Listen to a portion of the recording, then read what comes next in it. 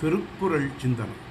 என் காதலியின் மான் போன்ற மருண்ட பார்வையும் அழகு, நாணமும் அழகு, அகமும் புறமும் இயற்கையாகவே பேர் எழிலோடு விளங்கும் இவளுக்கு வேறு அணிகலன்கள் அணிமணிகள் எதற்கோ என்று வியந்து, எப்போதும் அழியாத குண நலன்களாகிய அச்சம், மடம், நாணம், பயிர்ப்பு என்ற நல் அணிகள் இருக்க, செயற்கையான அணிமணிகள் அணிகலன்கள் வேண்டாமே என்று நினைத்து கூறுகின்றார். எனவே மண்ணுக்கு பூசிப்பார் பெண்ணுக்கு பூட்டிப்பார் என்ற பழமொழிப்படி மகளிருக்கு செயற்கை அணிமணிகள் அழகு நலம் தருவன.